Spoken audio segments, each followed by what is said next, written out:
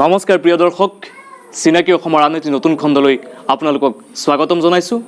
আজি আমি ষ্টুডিঅ'ত উপস্থিত নাই, আমি উপস্থিত আছোঁ যোৰহাট বাহনাৰ কমাৰ গাঁৱৰ জিন্তু নেওগৰ বাসগৃহত। আৰু আমি চিনাকি অসমৰ দৰ্শকসকলৰ বাবে আজি আগবঢ়াব বিচাৰিছোঁ প্ৰণৱজ্যোতি দত্ত, জিন্তু নেওগ আৰু চন্দনজ্যোতি দত্তই পৰিৱেশন কৰা বৰগীত। আহকচোন পোনে পোনে অনুষ্ঠানৰ মাজলৈ যাওঁ। কৃষ্ণ পরিবেশন করবে বরগীত মহাপুরুষ শ্রী শ্রী মাধবদেবের রচিত রাগ মোল্লার তার রচনা।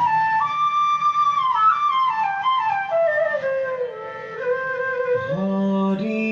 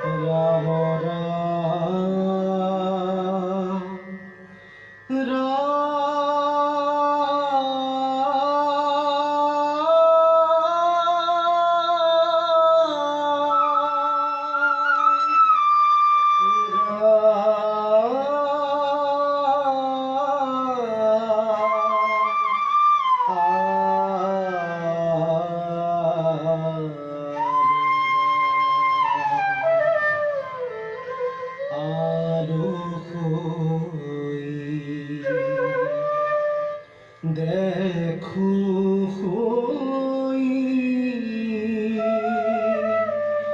বিহারে চলিয়া আয়াছে